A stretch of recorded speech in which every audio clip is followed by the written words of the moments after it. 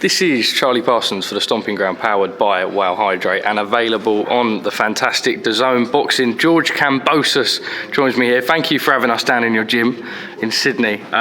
Incredible, firstly. I suppose we've got this camera so we can do a bit of a look around. I've seen some very special boxing gyms in my time, but these facilities are absolutely second to none, mate. Thank you very much. Talk us through this little place that you got going on here. Yeah, pleasure to have you boys, all the way from the UK. Obviously, we saw each other on the Gold Coast and knew you boys were coming to Sydney, so you got to come and check out this beautiful facility and catch up and see me put in some work. So this is home. This is my place where I got to build it after the Lopez win. I always had that dream from a young kid. I want to have my gym, my own setup, and I knew exactly when I finally got my space how I set it up. And perfect private gym. Myself and a couple other boys that are doing great things in the world of boxing. This is our home. This is where we put in the work, and you can see there's no distractions. You can't even find the place. It's very hard to find. It's tucked away. We were having a little chat off camera and you were just talking about how dedicated you are. You don't have a fight date currently out there. We kind of know there's little things looming around the corner, but you said just in general, even after your fight with Teofimo Lopez, you weren't going out and partying, you were going and doing a round robin of media in the US. Is that just you, the character you are? I mean, even now, training diligently. Yeah, that's how we are. I'm very disciplined and dedicated to my craft. I don't lose focus of, the outside things, the things that can deter, myself as an athlete. Being the utmost professional, no matter what I do, we're putting in a lot of hard work. There is a certain time where we're looking to fight in March. Teams are working on it. Matchroom's working on it. My manager Jim Kambosos is working on it, and I'm looking forward to getting that announcement very soon. But this is me. This is the hard work I put in every day. Like I was telling you off camera, straight after the Lopez fight, doing all that media everywhere, I was still training every day. Couldn't help myself. That's how I am, and I'll continue to do that until the day I retire, and probably when I retire I'll still be in the gym training. Let's talk a little bit about last week. Jai Opataya in a 4-round shootout down on the Gold Coast. We spoke a little bit on the broadcast about sort of how well Aussie boxing's doing, and that night kind of personified that for me. It was the first time I'd seen up close and personal what the fans are really like. The atmosphere in there was incredible from fight one. I think they had 2 jockeys going at it early doors, and it was packed. A great performance. David really came to fight. A 4-round shootout, but Jai Opataya got to be one of the most informed boxers in the world right now. Oh, he's incredible, and I always knew he would be, because he was doing it the hard way, just slowly, waiting for his time, waiting for his moment, and his moment came, obviously against Breeders in the first fight. He took it, and then he's continued to get better and better. But again, big raps to Dave as well. This was a 3-4 week, guy that came in and gave it everything. We saw he landed some good shots, but Jai is destructive. He's on a roll at the moment, and we saw what a great night on a Wednesday night, packed out in the Gold Coast. And it shows how well Australian boxing, is moving in a good place. We've got great fighters, champions, former champions, big names. You look at our past, what we've been able to do, in Australian boxing stadiums and sell-out arenas and record-breaking numbers. So I want to continue doing that. I want to see Jai continue doing what he's doing. Sky Nicholson, Liam Parra, obviously Tim Zhu as well. All these guys just keep doing what they're doing, and it keeps building Australian boxing. And it's great for the next generation. We got 3, 4, 5 years before we're out and the next generation comes through. But that's when Ferocious Promotion comes in, and we'll look after this next generation. I suppose you need events like that as well, right, to get that buzz back and get the lads doing grassroots boxing. I mean, it feels like it's a sport that's certainly growing very quickly over here. Yeah, it is. You got to think, we're not on TV every single day. Myself, I'm definitely not given any favours by the mainstream media here, but I've been able to build that social following where I have a bigger social following than rugby league players are on TV every day, or cricketers that are on TV every day in the paper, and even bigger social media platforms than some of the NRL teams. So it shows how well combat sport and boxing especially is progressing in Australia, and it's a great thing. And now with DAZN coming in and Matchroom doing their shows, and we had a successful show last week. Obviously we're going to have another successful show with me headlining very soon. It's great to see. You're pairing up with Eddie Hearn and Matchroom Boxing alongside obviously your own promotions, Lou DiBella. Yes. Talk me a little bit about how that came about, and I know that we've got something maybe looming March time. How did it all come about, George? I was Obviously, Lou DeBella, long-time promoter. He's been with me since 2018 when I first signed to big-time American promoter. And then my company, Fresh Promotions, came along as we continued to progress. We did the big fights. We've done the stadium fights. We won the championships. We were signed with Top Rank, but Matchroom came in. DAZN are really looking to escalate things here in Australia, and they needed that big name.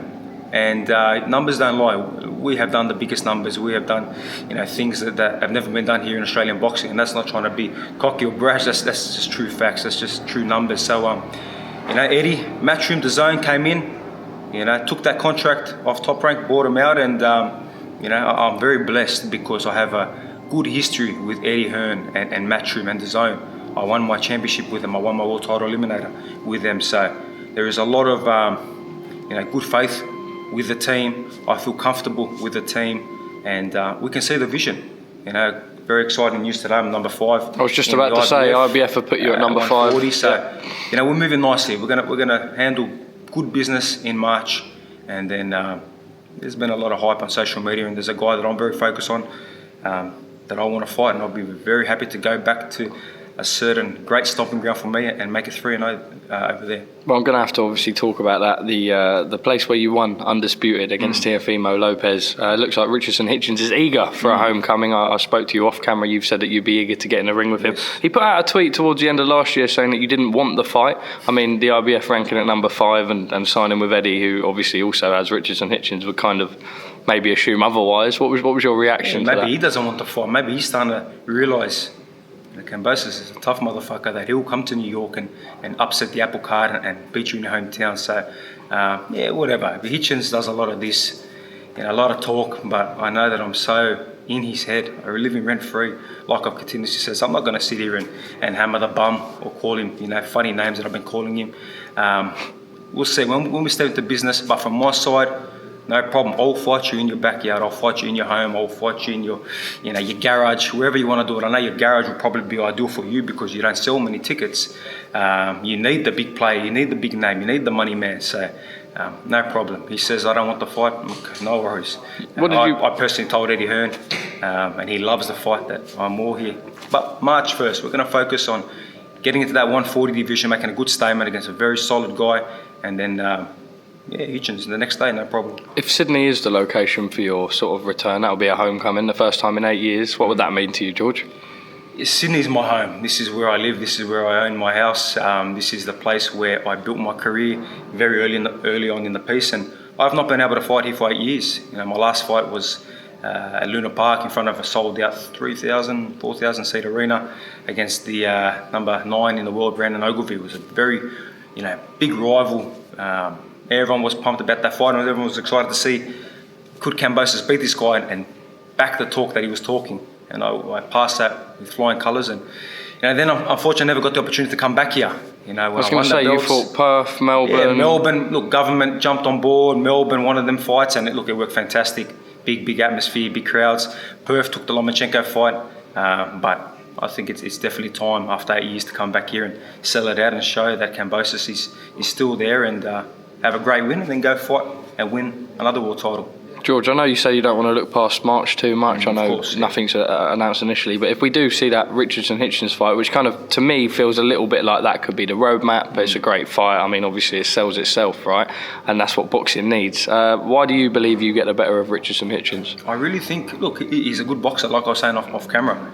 He's a good boxer, but he does nothing great. He's got the jab, he's got the 1-2. We've seen it. He hasn't showed anything else throughout all his fights. Maybe he's got something in the bag, but we have not seen it.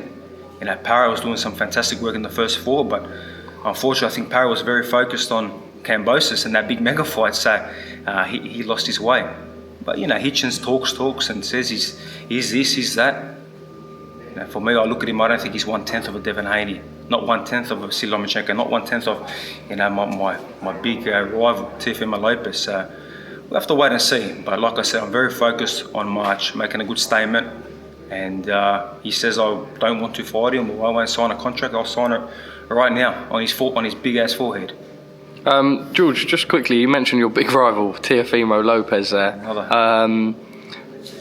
don't know. I suppose everything anyone does. I was saying to you off camera, I actually think Teo's brilliant for the game because he goes in, he talks a talk, and it's almost like a media person's dream. We saw that he called into the Boxing Voice and he was talking about your trip to the hospital after the fight. I don't want to go too much into that, but I felt a little bit baffled because that fight was a long time ago now. What did you make of that? Another guy that I'm living rent free. I really need to make a T-shirt and put all the names that I'm living rent free, because there's bloody a lot of them that just wake up in the morning and they think of Kambosos. And like I said to you off camera, I'm living a really good life. I'm enjoying what I do. I love boxing. I love training. I'm here in my private gym. I get to rock up in my supercar. I get to go to my family and I do what I love. Lopez, yeah, I did see it. I did fire back. He never fired back after. Successfully defended my Twitter pound for pound number rating. We all know I'm sitting number 1 there.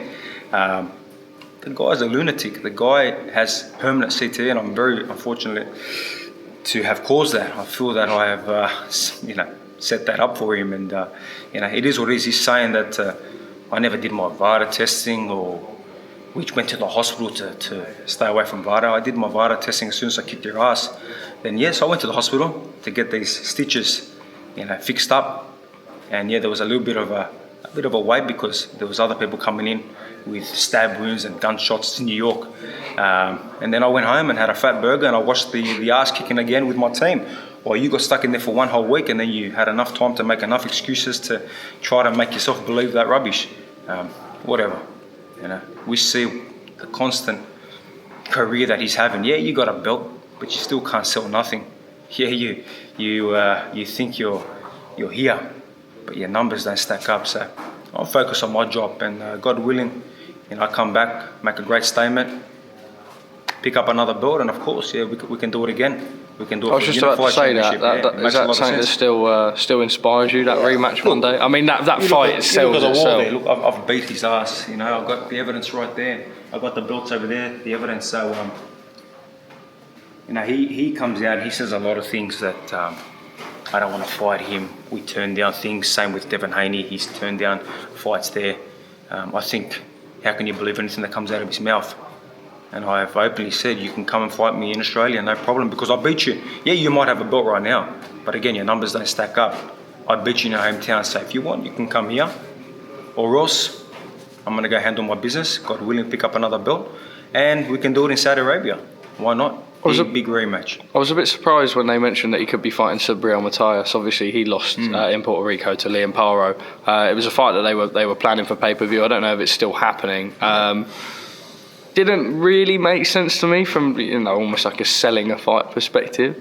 If you were going to take a voluntary, I almost thought you'd probably take someone maybe not on Matias' level. What did you make of that? Yeah, look, like I said, Lopez talks a lot. Lopez will say he's fighting this guy and then he goes and fight. No disrespect, I Claggett. You know what I mean? He's not fighting the big names. And yeah, he beat Josh Taylor, but we all saw Josh had him for a long time. I think Josh needs to move up to 147. He did it all at 140, undisputed. He's a good guy. I've got a lot of respect for him. And I don't think that was the best version of Josh that night. Whatever he decides to do next, all the best to him. We'll see. We'll see what Lopez wants to do. If he wants to go fight Matias, he wants to go fight maybe a rematch with Steve Claggett or Sandor Martin, or, we'll see. George, other than Teo and Richardson, is there anyone that sort of gives you that fire in your belly? No, not really. For my plan right now is, the best road possible. And I see that fire with fighting Hitchins, taking that belt. And then if it makes sense, we do the big rematch. I think the whole world would want to see that. But if it's not there, who cares? There's always other opportunities. But at the moment, my fire is on March, on the guy that we're looking at. And a guy who's a two-time former world champion, a world title challenger as well. A big record, and a guy's got a whole country behind him, big country behind him, and it works fantastic for TV, and I'm looking forward to it. This guy will not be an easy task. This guy will come to fight. He's got some big names. We saw the ring event the other night in London. Just quickly, did you see Teo with the belt in the back corner? I took a little screen. I'm surprised he didn't bring all the belts like he does to his fights. I saw it. Look amazing. God willing, we can make it out there next year, but I feel like if I did go this year, I got a lot of bad blood with a lot of people there, so it would have been on. I would have had to take the bare knuckle hands and forget the gloves, and I'll be fighting with Lopez. I'll be fighting with Ryan Garcia. Nearly kicked off with loads of people. Yeah, there, to be Shakur fair. Stevenson and lucky Hitchins wasn't there. Would have kicked off with him. So I like fighting. You know, for me, ring outside, car park, inside that beautiful arena, wherever it is. You know, kick off London, Sydney, New York, no problem. What do you make of everything His Excellency Turki Al-Sheikh's doing in boxing? It's revolutionised the game. Amazing. And, you know, I'm so happy to see what he's doing, and you know, that's not, you know, trying to like piss in his pocket and trying to, you know, he's doing a great job because the boxing is becoming united. Boxing is moving into a road where, you know, there will be that one champion. The undisputed is the goal, and you know, big fights can happen. Doesn't matter if you're with this guy, that promoter. He's bringing everyone together. So amazing to see, and like I said, I look forward to, you know, handling my business and, you know, showcasing myself, and God willing, you know, we get on one of these big cards as well. Tyson Fury announced his retirement. Fantastic servant to the game, but we all want to see the Anthony Joshua fight. We know he's retired a couple of times, but this one looks, well, who knows? I mean, what did you make of it? And gutted to not see the AJ fight at some point? Look, like you just said, and we've seen it like 10 times, 12 times. Yeah, look, I'm retired right now. Actually, I'm back. You know, it's that easy. It's that quick to be able to just say you're retired, you know, make a fuss, get that hype again, and then come back. So we're gonna have to wait and see, you know. But again, if it is the end, if he has called it a day, that'll be disappointing because there's still a lot more fire into him, and he only lost to Usyk. Usyk is a legend of the game, so you know, he'll fire back. Very quickly, Johnny. Yeah. Can we grab you quickly, mate? I suppose it's me and Johnny. We're residing in Bondi for the week. You watched his last fight. Just sort of a quick chat. Obviously, this man's a young, up-and-coming heavyweight. What sort of advice would you give to him in the sort of path that he's in now? Because I suppose you've been there, done it, you've built it up. What sort of advice? I love what I see from him. You know, a good, tough, solid fight in his last fight. But again, he's going to keep moving forward, keep progressing, keep learning every outing. And his time will come, you know. And of course, there's going to be a lot of, you know, naysayers, a lot of hypocrites and people that are going to critique what you're doing. But you're the one in there. You're the man in the arena. You're the guy fighting in there. So and it's thank you for letting us watch. And it was great to meet you the other night boxing. But it's just great to watch you. Fantastic gym, right? Unbelievable. Yeah, it's just a privilege to be here and watching. So thank you for letting us have this opportunity. My pleasure. When you guys are ever in Sydney, the gym is open to you guys, and you know, obviously Matchroom and all the boys. You know, I'm there now with Matchroom, so this gym can always be open to any of the boys. And when you're in London, you're always welcome over where we are. And I love your dad. I love. Big Johnny's coming. I won't still be here as I'm. You can have a Chinese wherever you want. Yeah, but legend, guys. Thank you very much. Appreciate your time. Pleasure.